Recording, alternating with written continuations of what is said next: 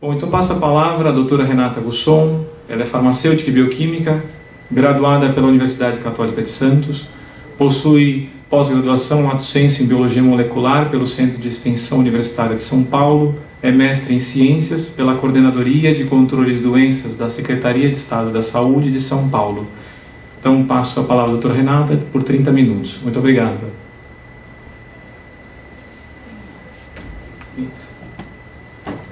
Bom dia a todos, eu agradeço pelo convite. Tá bom o som? Tá muito alto?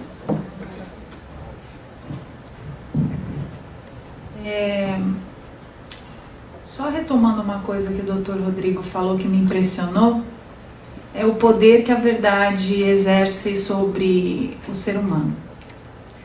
A questão do aborto, ela é essencialmente uma questão da mentira. Os grupos que devotam a sua existência, que devotam o seu trabalho pela promoção do aborto, não é à toa que eles têm que ser muito bem financiados, eles têm que ganhar muito dinheiro. Como o doutor lembrou, a primeira grande estratégia surge com a promoção de serviços médicos na área de planejamento familiar, né, onde o aborto estava incluído, na década de 50, pelo mega bilionário John Rockefeller III, que funda em Nova York, com mais 26 especialistas em demografia, o Conselho Populacional. Essa grande instituição, que o Dr. Rodrigo também lembrou, que nós não fazemos ideia das estruturas de morte que promovem a morte no mundo. O Conselho Populacional é um deles. É uma mega estrutura que faz parte do conglomerado das fundações Rockefeller. Ele trabalha em união com várias outras fundações. É um grande conglomerado contra a vida humana. Impressionante. Mas retomando, eles precisam realmente de muito dinheiro para fazer o que fazem. Eles precisam de muita propaganda. Mas basta você mostrar para uma pessoa o que é o aborto e ela de fato reconhecer, nossa, é matar, essa pessoa nunca mais vai dizer que ela é a favor do aborto. Por quê? Porque a verdade é a maior força que pode existir para o ser humano, de convencimento. A verdade, essa apreensão daquilo que é enquanto realidade, enquanto verdade, é capaz de mudar completamente o rumo da vida de uma pessoa, quando ela percebe isso. O que aconteceu com o Dr. Rodrigo Pedroso me chamou a atenção e me fez lembrar de um caso recente. Não sei se vocês ficaram sabendo, acho que na Inglaterra, um pesquisador italiano, jovem, pai de família, pesquisador, Dr. Thomas Sardella, se eu não me engano, foi noticiado. Ele foi convidado a fazer parte de um grupo de pesquisa num convênio com várias universidades na área de biologia molecular, se eu não me engano. Só que ficou ali claro no projeto que foi apresentado que ele teria que usar células, uma linhagem celular vinda de células de uma criança abortada. Ele falou, quando eu li aquilo me chamou a atenção. O projeto era lindo, a proposta era maravilhosa, era buscar cura de doença, mas aquilo não me deixou em paz. Eu com a pesquisa estaria sendo conivente, eu estaria utilizando aquela criança, a morte dela, para a pesquisa. E ele também começou com essa martelada. A verdade estava chocando com a realidade, né? Como aconteceu com o Dr. Rodrigo. E ele, de fato, não conseguiu calar, falou para a esposa, eu vou dizer que eu não vou participar. Vocês imaginam, talvez aqui, quem convive um pouco no ambiente de um laboratório de pesquisa, talvez não faça ideia, se não convive. Mas quem frequenta esse ambiente não faz ideia de como, infelizmente, essa prática do uso de células de linhagem vindas de crianças abortadas, ela é completamente difundida. Eu, honestamente, acho difícil um instituto de pesquisa que não tenha lá um setor de cultura celular fazendo uso de células de crianças abortadas. Então, de repente, é como se uma pessoa dissesse, não, eu não vou andar de ônibus. Hã? Você é louco? Não, não vou andar de ônibus porque de algum modo eu descobri que andar de ônibus é errado. É só uma analogia. Seria algo meio louco. Mas o Dr. Sardella, com a convicção de que matar ou, de algum modo, se aproveitar da morte daquela criança era errado, mesmo para fazer um bem. Ele então diz que não participaria do grupo. Foi ridicularizado. Você imagina na ciência, essa ciência com C minúsculo que estão querendo dizer pra gente hoje que é o substituto de Deus na vida das pessoas, né? Que diz o que é certo e errado e está acima do bem e do mal.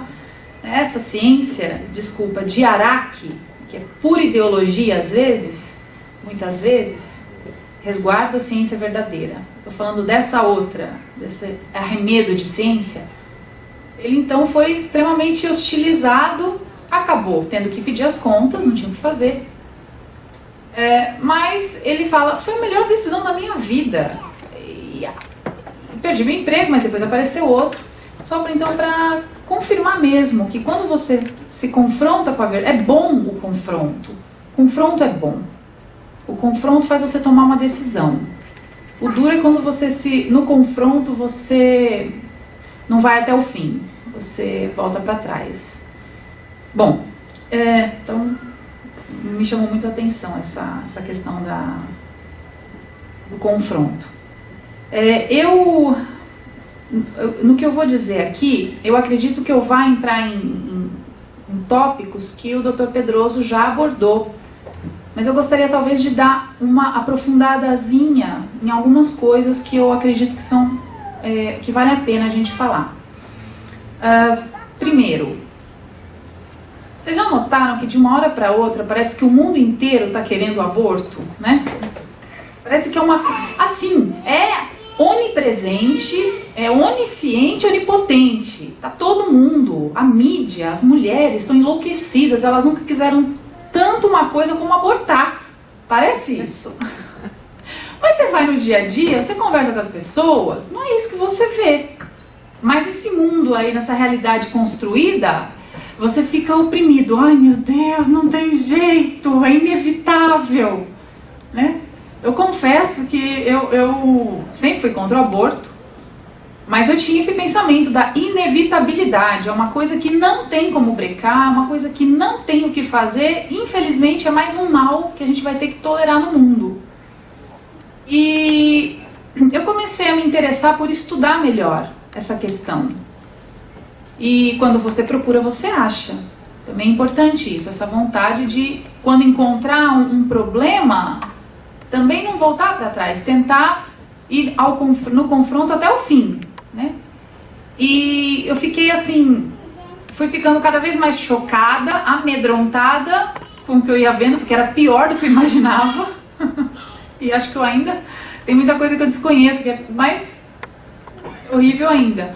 Porém, de algum modo, quando você conhece a estrutura, a estratégia, o modo que uma coisa acontece, você perde essa coisa mística, né? De que, olha, isso tem uma aura de um poder inatingível. Não, isso cai por terra. Você vê que são pessoas de carne e osso, que têm dinheiro, que têm uma inteligência, nós temos que reconhecer, e que têm uma perseverança invejável em certos aspectos,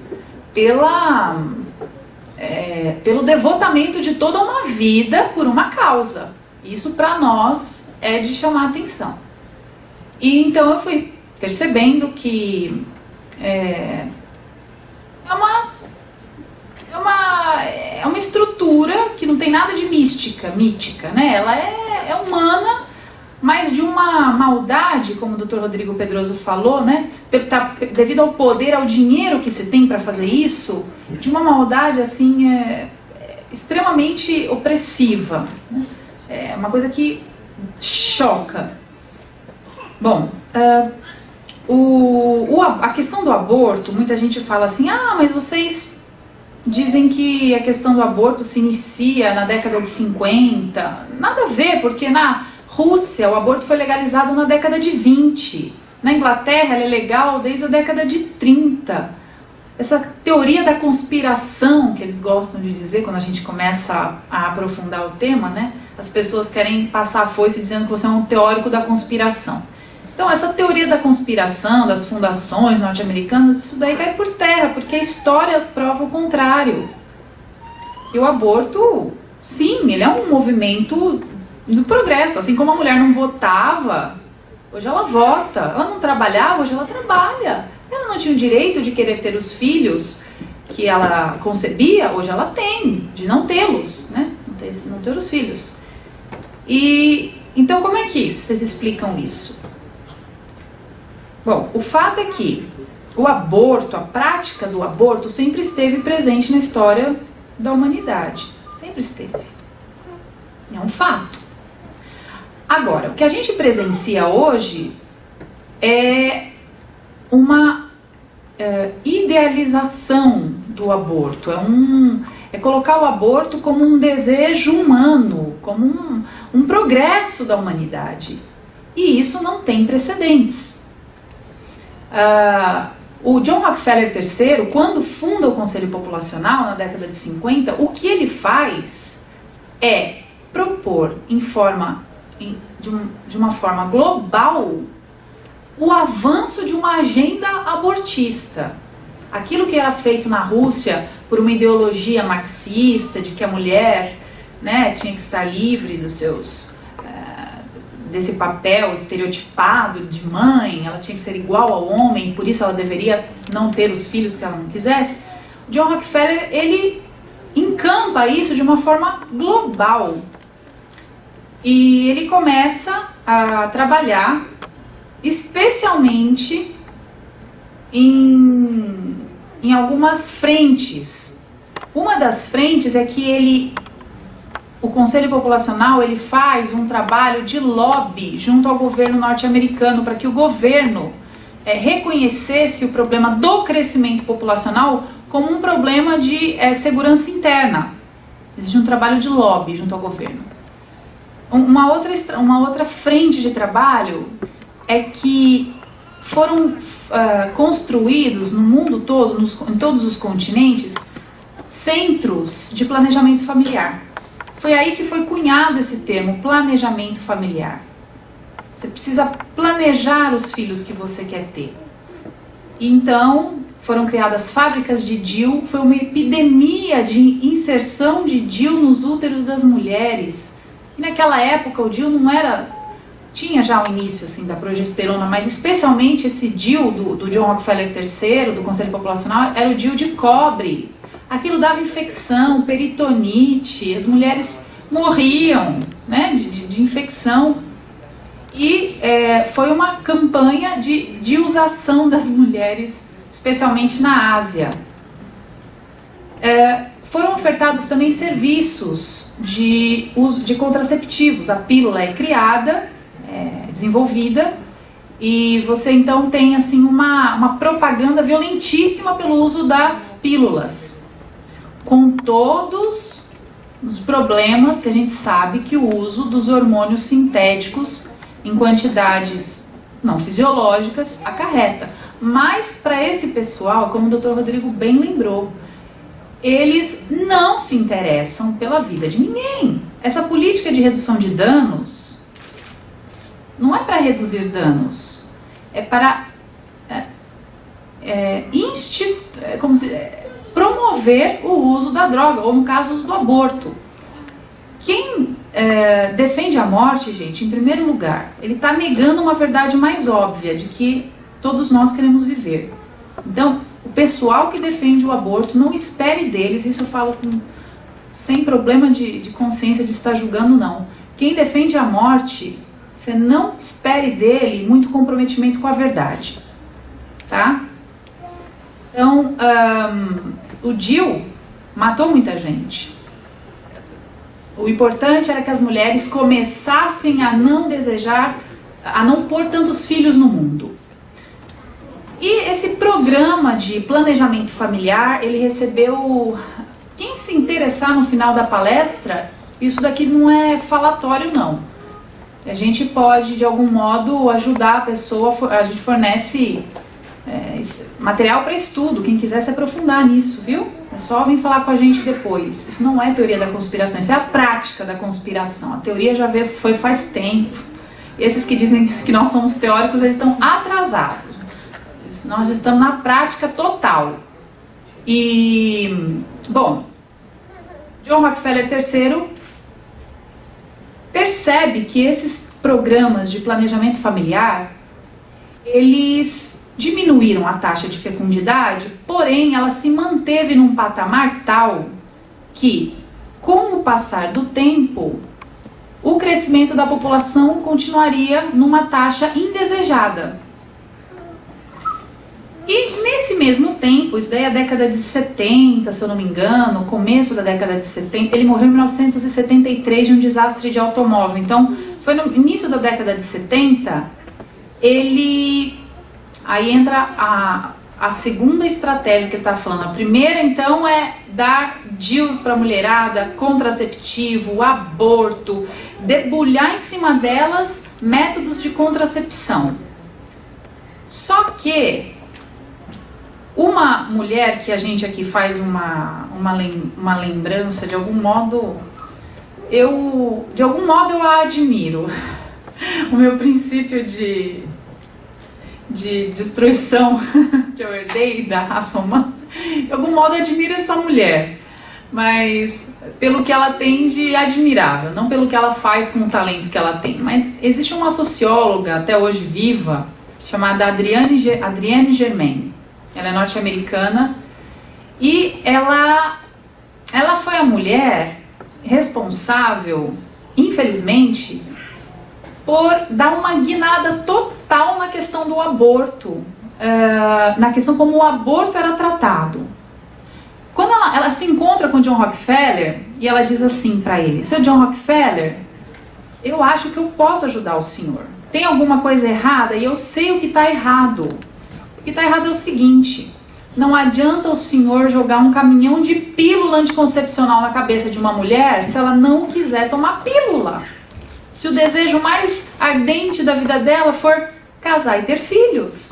Não adianta o senhor dar DIU para uma mulher que deseja os filhos. Não adianta o senhor dar aborto para uma mulher que nunca vai abortar uma criança porque ela acha que isso é a coisa mais errada do mundo. Então, seu John Rockefeller, eu acredito que o problema dessa sua atuação é que o senhor delegou o problema do controle populacional aos médicos e aos homens. Deixa comigo, me dá um voto de confiança que eu vou ajudar o senhor a melhorar isso. E de fato,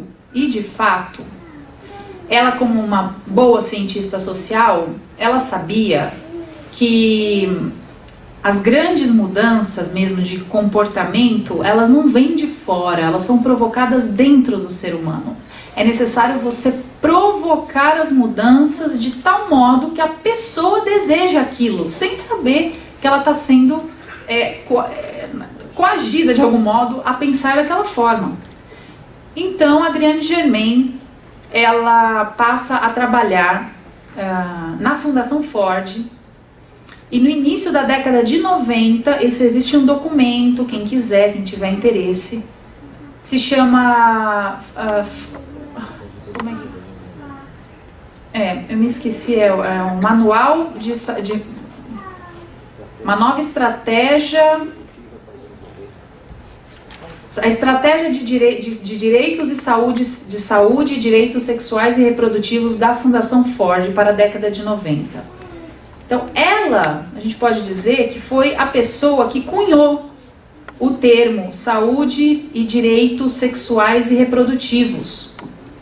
Aquilo que o Dr. Rodrigo Pedroso disse, que esse termo não surgiu no ambiente jurídico onde se esperaria, já que traz a palavra direito sexual, ele é cunhado por cientistas sociais. Engenheiros sociais, pessoas que sabem, que têm a técnica e o conhecimento de manipular um grupo de pessoas, pequeno, grande, e aí depende da especialidade de cada um. Essa mulher tinha uma estrela, ela tem uma estrela, impressionante. Não foi à toa que o John Rockefeller, como um bom empresário, vislumbrou nela uma pessoa que deveria ter muita atenção e deu a ela toda uma infraestrutura e liberdade para atuação absurda. Então, Adrienne Germain, quando ela escreve como se fosse a Fundação Ford escrevendo, mas é ela quem escreve esse guia sobre direitos sexuais e reprodutivos. Ela afirma que o controle populacional, do crescimento populacional, não podia estar pautado na simples oferta e propagandinha de pílula, de serviços médicos. Isso não adianta. Envolvia temas tão complexos como, olha só, qualquer semelhança não é mera coincidência. Primeiro, por exemplo, uma educação sexual precoce. Imagina isso naquele tempo. Houve um racha entre as pessoas que faziam planejamento familiar. Isso também é documentado. O diretor da agência que o doutor citou, a Agência Norte-Americana para o Desenvolvimento Internacional, a USAID, ele era um médico epidemiologista e foi ele o responsável por, segundo ele, ter impedido o nascimento de 1 bilhão de seres humanos no mundo, fazendo laqueadura, dando DIU, aborto, contraceptivo. Ele se gaba disso. Quando surge a Adrienne Germain, ela fala, senhor, desculpa, mas o senhor já está velhinho, os tempos são outros. Ele até hoje ele nutre assim um ressentimento impressionante contra essas pessoas que mudaram a concepção do controle populacional. Você imagina dizer para esse médico que você não tinha que ficar dando DIU para as mulheres, nem contraceptivo. Você tinha que fazer educação sexual das crianças. Não entendia. Assim como hoje em dia, quem não está por dentro do assunto também não consegue entender o alcance disso. Mas ela afirmava, é preciso educar sexualmente as crianças, é preciso alterar os padrões de comportamento sexual, introduzindo formas alternativas de práticas sexuais e consolidando-as e promovendo-as, como é o caso do homossexualismo. Aqui eu já adianto, viu? Toda essa história de pedofilia que a gente está vendo, pedofilia, isso é só uma introdução para as consciências se acostumarem ao termo, para mais para frente a pedofilia não ser considerada um crime, viu, gente? Já vamos nos preparar para isso. O que eles querem cada vez mais é que as crianças sejam iniciadas na vida sexual. Isso, inclusive, é tema para por que educação sexual das crianças? A criança não deveria fazer sexo, em tese. Então o que eles querem é isso, que as crianças tenham isso. E, então, a educação das crianças, sexual das crianças, a mudança, a alteração das práticas sexuais e mexer também na moralidade ligada ao aborto, por exemplo, né?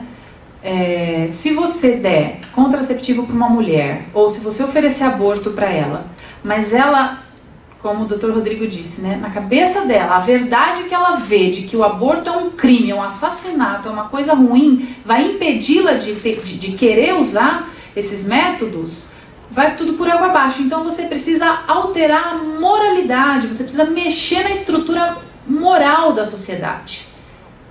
E aí, qualquer coincidência também não é, qualquer semelhança não é mera coincidência. A gente vê essa bagunça. Hoje em dia, quando você ouve a palavra bioética, ética médica, você desconfia, ainda mais se for uma pessoa que está aparecendo muito na mídia. Ela está propondo justamente essa mudança em matéria médica, dessa moralidade, desse respeito à vida, de que médico foi feito para salvar a vida. Médico não foi feito para salvar a vida para eles. Estão desconstruindo esse padrão, né, essa concepção que nós temos. Bom, doutora Adrienne Germain, durante 20 anos, então, desde a década de 90, ela foi a grande responsável por fazer essa mudança de paradigma. É necessário você alterar profundamente a estrutura social. Outra coisa importantíssima que eu esqueci de falar, é preciso emancipar as mulheres.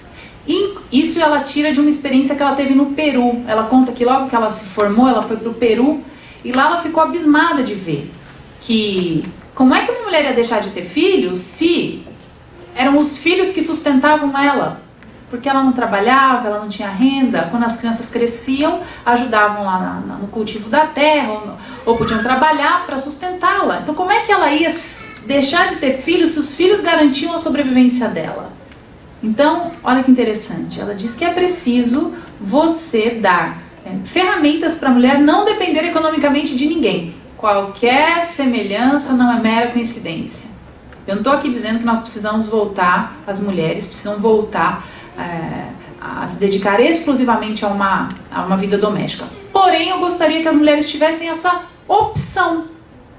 Vai falar isso hoje em dia para uma feminista? Você defende meu direito? Posso te falar com a minha vontade? Eu tinha vontade de poder optar, não ter que ter dupla, tripla jornada. Você me ajuda nisso? Vamos ver se ela vai te ajudar, né? Então, é preciso tirar a mulher do ambiente doméstico. É preciso fazer a mulher não ficar em casa. É preciso fazer essa mulher ela se dedicar totalmente a uma vida de trabalho, de estudo fora de casa. Por quê, gente? É o que acontece hoje. Vamos supor, a menina se forma, o que ela fala? Vai querer casar? Não, agora não, porque agora eu preciso fazer o quê? Agora eu preciso ganhar dinheiro, agora eu preciso de um trabalho. Aí ela começa no trabalho, mas ela precisa ascender na carreira. O que ela faz? Agora eu vou fazer uma pós, agora eu vou fazer um mestrado, depois eu faço um doutorado. E com isso, a gente tem que lembrar que a mulher não é fértil a sua idade toda, né? Ela tem um período de fertilidade. Com isso, à medida que cada ano que passa, a chance dela ter filhos e a quantidade de filhos que ela vai ter vai diminuir, proporcionalmente, inversamente, né?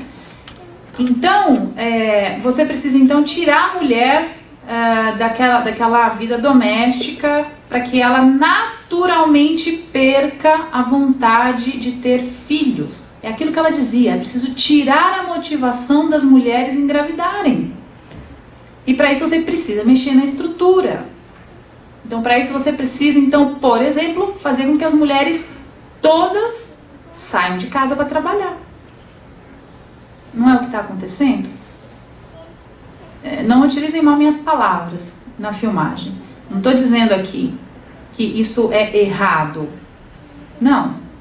Mas eu gostaria que as mulheres tivessem a opção de não terem que ser escravas, burras de carga, que é o que está acontecendo hoje, deprimidas, porque a quantidade de mulheres que tem que tomar fluoxetina para viver durante o dia e um diazepam para dormir à noite, porque estão completamente destruídas emocionalmente, não está no gibi. Então eu gostaria que simplesmente a mulher fosse aliviada dessa carga. Só isso. A mulher que não quiser é livre. Mas as que quiserem? Hoje não tem opção, meu bem. Ou você trabalha ou você morre de fome. E é preciso também, segundo Adriane Germain, você dar poder para as mulheres. É o que chama empoderamento da mulher. É preciso você fazer a mulher participar cada vez mais ativamente das decisões políticas. E aí a gente pergunta, mas qual é o mal disso? Que bom! Por que só pode ter homem na política? Sim, mas não serão qualquer mulher, não é qualquer mulher que vai participar da vida política. Serão mulheres estrategicamente escolhidas, que é o que está acontecendo, para ocupar os cargos, para promover cada vez mais essas políticas. E aqui, qualquer semelhança não é mera coincidência. A Eleonora Menicucci, por exemplo, ela é o protótipo do empoderamento da mulher. É fazer a mulher chegar lá para fazer aquilo. Provavelmente eu não chegaria lá. Eu não ia passar no teste para ocupar esse... Eu não poderia ser empoderada. Mas aquele tipo de mulher, aquela mulher ideologizada na questão dos direitos sexuais e reprodutivos, ela é boa para ocupar o poder, né? Bom, eis a segunda grande estratégia, muito mais elaborada, muito mais potente do que a primeira. A gente tem que reconhecer isso, né? A Adriane Germain, nesse ponto, ela é admirável porque usou a inteligência, de algum modo. Foi pro mal, mas usou. Né? E aqui fica para nós do movimento em defesa da vida. Usar a inteligência. Porque a gente não está lidando com... Ninguém ali no alto escalão é amador. Ninguém é amador. São pessoas profissionalíssimas. É de chorar. E só para vocês terem uma ideia, uma curiosidade. Eu também tenho, quem quiser depois, eu tenho um livro que é tipo uma autobiografia da Adriane Germain. Ela conta que quando ela veio no Brasil, porque ela é incansável, ela viaja o mundo inteiro para trabalhar pelo aborto. Ela conta que quando ela veio para o Brasil, ela fez uma viagem de avião, acho que lá no Amazonas, e acho que era um monomotor, e o monomotor caiu. Ela caiu do avião, ficou presa na mata lá durante muitas horas, sendo comida viva pelos bichinhos lá, os pernilongos, né? A amiga que estava com ela, que era tradutora e intérprete do inglês para o português, segundo ela, ficou tão traumatizada que até o momento que ela estava redigindo aquela biografia, anos depois, a mulher ainda tinha um trauma. E ela caiu do avião, rodou a selva, chegou no vilarejo e continuou a agenda dela, que ela veio fazer no Brasil. Ela só ficou no hospital, acho que se hidratando um tempo. Depois ela, não, eu tenho coisa pra fazer, Quer dizer, nenhuma queda de avião tirou aquela mulher do rumo dela, né?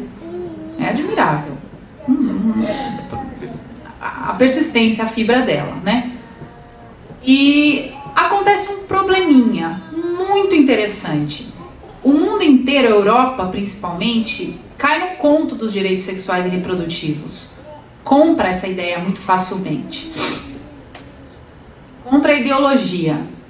Só que existe um lugar no mundo que não se dobrou a isso, que foi a América Latina. Como um todo, tirando Cuba, obviamente, e acho que a Guiana Francesa. E agora a Cidade do México. Agora a Cidade do México também. Mas a América Latina não se dobrou a essa ideologia. Talvez por uma maior influência da Igreja Católica, das igrejas protestantes, não sei. Mas o fato é que, diferentemente do resto do mundo, os índices de aprovação ao aborto, eles só diminuem. Tanto é verdade que as pesquisas de opinião pública, que foram encomendadas pelas próprias organizações abortistas, ao verem que a cada nova pesquisa o índice de aprovação estava só diminuindo, elas não estavam mais se tornando públicas essas pesquisas, elas estavam escondendo o resultado, né? É melhor não mostrar isso daqui, porque o negócio está crítico. Por isso o Dr. Rodrigo disse, né, que não adianta tentar entrar algum projeto de lei pelo legislativo, pela forma correta de se fazer numa democracia, porque o povo é contra, é o povo quem elege o deputado, o senador, então o senador e o deputado não vai querer arranjar confusão com o povo. Bom, então o fato é que na América Latina a taxa de aprovação ao aborto é baixa. E há indícios também, uma coisa muito interessante, gente. Nós estamos de parabéns, nós, América Latina, porque até a prática do aborto vem diminuindo, né? Existem evidências de que parece que 12% ao ano o número de abortos vem diminuindo. Então não é uma hipocrisia, eu sou contra o aborto, mas eu aborto. Isso existe, mas há indícios de que, inclusive, isso está diminuindo. A hipocrisia característica nesse assunto, que pode acontecer, ela também está diminuindo. E, bom, então, os direitos sexuais e reprodutivos, há 20 anos, martelando, não conseguiram entrar na América Latina. E aí entra naquilo que o Dr. Rodrigo falou na terceira grande estratégia do aborto. É o seguinte: esse pessoalzinho, o mesmo pessoal que está desde o começo lidando com isso e promovendo essas coisas, disseram, olha, a gente quer implantar o aborto por bem ou por mal. Eles não respeitam democracia, gente, e eles não respeitam a vontade do povo, verdade, não estão nem aí para isso. Eles querem a agenda deles instalada. Então, é o seguinte, está difícil entrar o aborto na América Latina? É difícil? Então tá bom. Então agora nós vamos restringir o acesso do povo a esse assunto. E aí o Dr. Rodrigo Pedroso citou a política de redução de danos. Em junho desse ano, o secretário de Atenção à Saúde do Ministério da Saúde, Elvésio Magalhães, deu entrevista a 3 jornais de circulação nacional, onde ele já antecipava a formulação de uma norma técnica que, segundo ele, o Ministério da Saúde estaria fazendo para aconselhar a forma de uma mulher fazer aborto de forma segura.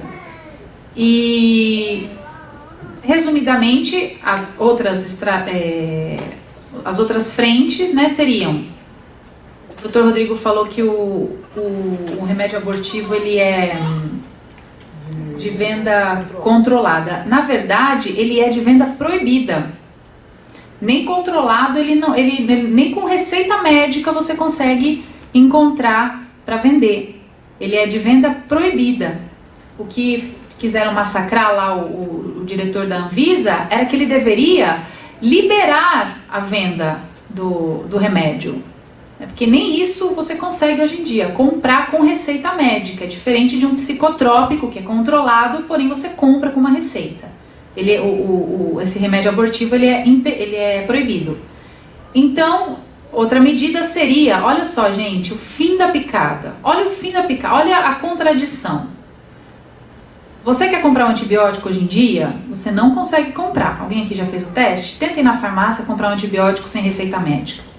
Acho que no ano passado ou retrasado surgiu uma resolução que obriga agora os antibióticos a serem prescritos como um remédio psicotrópico. Tem que ser com receita médica retida. O farmacêutico vai, dá a medicação e retém a original. Devolve a cópia para o paciente saber como toma. Só. Aquilo já morreu. Aquela receita ele não compra outra.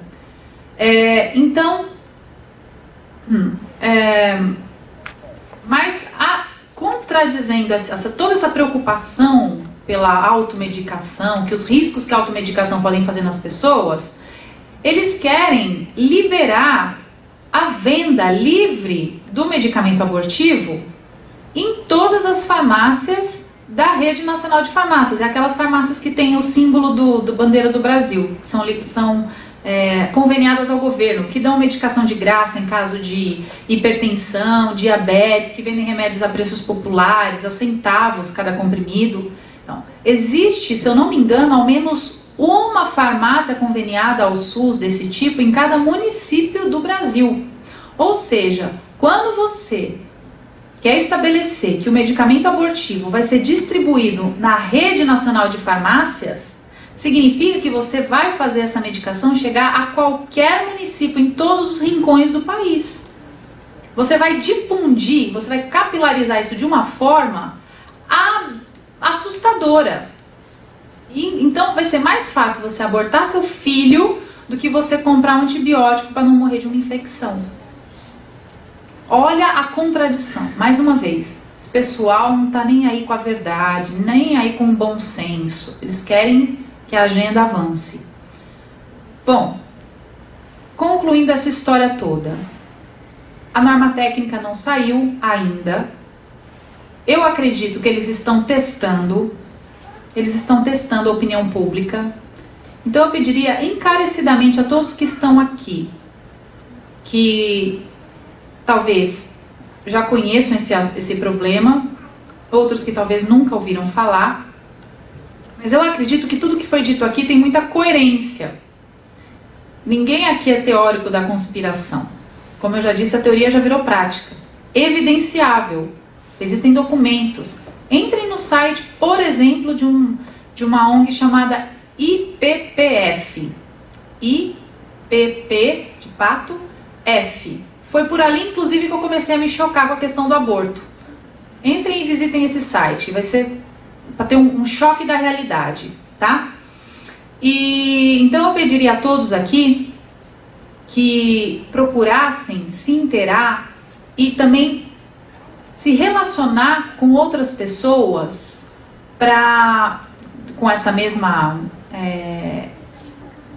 como se diz, com essa mesma vontade de lutar pela vida e pudessem agir do modo que vocês acharem que devem agir. Um modo que ajuda muito, ajuda mesmo, é que nos momentos em que essas tramitações lá em Brasília estiverem acontecendo, ligar para o gabinete do deputado, do ministro da Saúde, até da Presidência da República, mandar e-mail. Isso tudo é público, gente. É só entrar no site que você tem lá acesso a tudo. E dizer, sou cidadã, me chamo fulana de tal, faço isso da vida e quero dizer que eu repudio essa norma, eu repudio esse atentado, sou contra, usarei todos os meus contatos das redes sociais para se manifestarem, porque vocês estão aí, porque o povo assim o quis e o povo é contra. Vocês entenderam? Porque o aborto, além de ser um atentado contra a vida, além de ser um atentado crasso contra a verdade e o bem, ele é um atentado contra a democracia. Porque se a gente está falando que na América Latina todo mundo é contra o aborto e os caras insistem em querer legalizar de alguma forma e vão usando estratégias, tá na cara que isso é um assalto à democracia. Tá na cara. E de algum modo o aborto, para o nosso lado, ele é um bastião, a proibição do aborto, essa luta pela vida, ela é um bastião de guarda da democracia. Então, além de estar defendendo a vida, você vai estar defendendo a pátria. Isso não é brincadeira, isso é extremamente sério, mas eu gostaria de terminar dizendo que ninguém aqui fique aterrorizado. Oh, meu Deus, e agora estamos perdidos? Não. Como eu disse no começo, quando a gente não conhece as coisas, elas têm essa aura mítica, né? Mas quando você conhece, você vai perdendo o medo. É um inimigo conhecido, é um inimigo que você já, mais ou menos, já sabe como ele faz. Pediria a vocês, então, que sempre se manifestassem, não deixassem a coisa rolar, porque eles se aproveitam da nossa inércia, você pode ter certeza. E agradeço a oportunidade e me coloco à disposição para ajudar no que for necessário. Obrigada.